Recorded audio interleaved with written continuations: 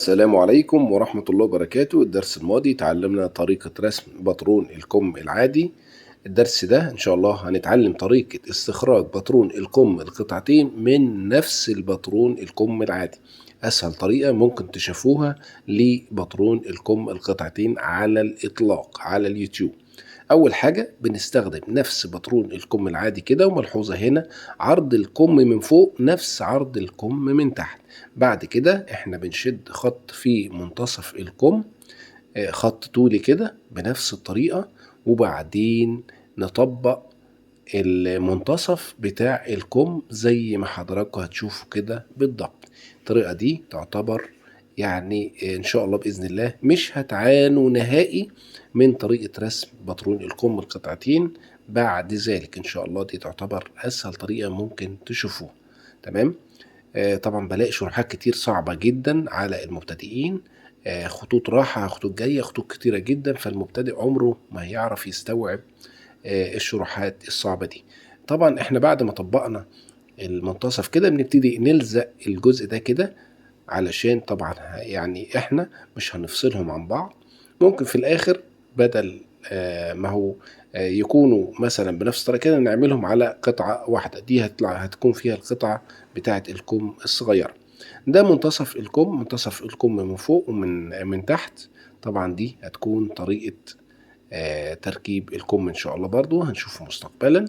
شدينا خط من هنا ونصفنا طول الكم وعملنا برضو خط مستقيم. أنا شارح بالسنتيمتر وبالإنش على حسب كل دولة ما بتحب تشتغل بالطريقة اللي تناسبها.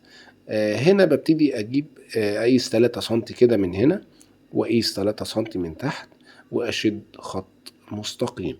مستني رأيكم في التعليقات تحت، قولوا لي كده مدى سهولة هذه الطريقة، وهل شاهدتم طريقة سهلة زي كده من قبل أم لا. بعد كده هنقيس 3 سنتي، هنصف هنا 3 سنتي، سنتي ونص وسنتي ونص بنفس الطريقة كده، ونبتدي نعمل زي بنسة كده يا جماعة بالريجة اللي هي طبعا اللي هي فيها كيرف كده. طبعا انا قلت الكلام ده في الدرس الماضي اللي هو طريقة رسم باترون الكم العادي. اللي ما شاهدش الدرس ده طبعا صورة كده هتظهر في الاي فوق دلوقتي، وهسيب لكم في نهاية الفيديو او اسفل وصف الفيديو علشان حضراتكم يعني تبقوا واخدين الطريقة كاملة وتشوفوا مدى السهولة بتاعة الطريقة. بنرسم زي بنسة كده، بنقول عليها زي بنسة تجسيم. قلنا البنسات وظيفة البنسات كل الكلام ده شارحينه في دروس الباترون اللي احنا يعني شارحينه على القناة، عاملين كورس كامل مجاني على القناة.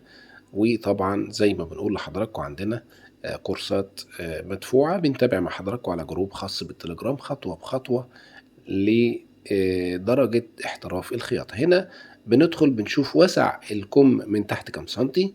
وسع الكم معانا 26 على 2 فيها 13، واتعلمنا في الدرس الماضي طريقة حساب وسع الكم. هنشد نعمل بالكيرف بتاع المسطرة كده بنفس الطريقة زي ما حضراتكم شايفين كده، ونطلع لحد فين لحد الخط ده، ونشد خط كده زي بالكيرف بتاع المسطرة بتاعتنا. لو مفيش مسطرة مفيش مشكلة، بتوصل النقاط بس بدقة شوية.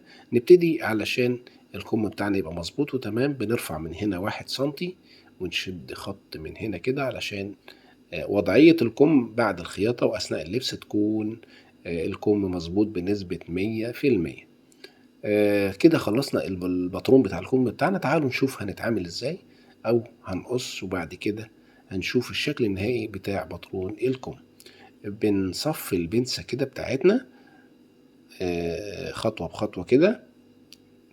طبعا الدرس ده يا جماعة مهم جدا جدا جدا، بيساعدكم جدا في طريقة عمل باترون الكم القطعتين، بما اننا داخلين على الشتاء.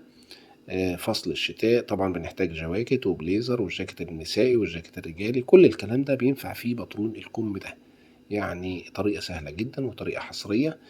كل الناس اللي هي تشاهد الفيديو وتحس انها استفادت ادي لايك يعني جميل كده، وصلوا على النبي في التعليقات. وما تنساش طبعا لو استفدت بأي حاجة أو استفدتوا بأي حاجة يعني تعليق جميل ولايك، وشاركوا الفيديو مع أصدقائكم علشان الدال على الخير كفاعله، وده أقل واجب إن انتوا تعملوه معانا يا جماعة، خاصة لما تلاقوا حد بيقدم محتوى جيد. كده قصينا الكم بتاعنا ندي مثلا ممكن نعمل هنا فورد هنا علشان الاتنين العلامتين دول يقابلوا بعض بالظبط، ومنتصف الكم برضو علشان تركيب الكم، والفورد في اعلى الكم. كده الكم بتاعنا يعتبر خلص او فينش. بنفرد بقى الكم بالشكل ده، ونبتدي نطلع قطعة زي دي كده بس تكون مستقيمة. تعالوا نشوف الدنيا كده عاملة ايه الاول. ما شاء الله، شوفوا الكيرف عامل ازاي مظبوط، ومن فوق ومن تحت مفيش اي اطوال مفيش اي حاجة، ومن الداخل برضو الدوران الصغير او الكيرف الصغير برضو الدنيا مظبوطة معانا وتمام.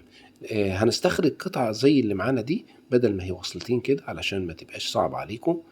نستخرج بقى قطعة أو نعمل منها نسخة تانية بنفس الشكل وبنفس المقاسات علشان نتلاشى الجزء اللي هو بيتني وبيتفرد ده، علشان لما تيجوا تحطوها على القماش تكون سهلة معاكم. ده الفرد ده بتاع تركيب الكم من تحت برضو، علشان تبقوا عارفين أو حاطين الأساسيات أثناء تركيب الكم.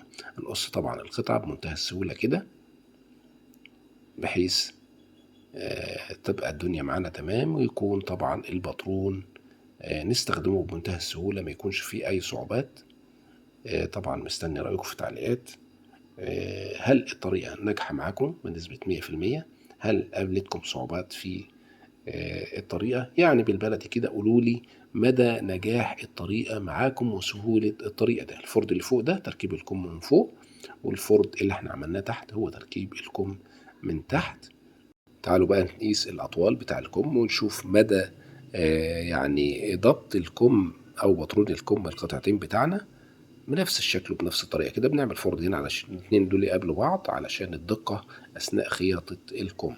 الكم ده ينفع لكل حاجة يا جماعة، جاكيت بدلة رجالي، جاكيت بدلة نسائي، أو بليزر، أو كل طيور، كل الكلام ده إن شاء الله بينفع معاه.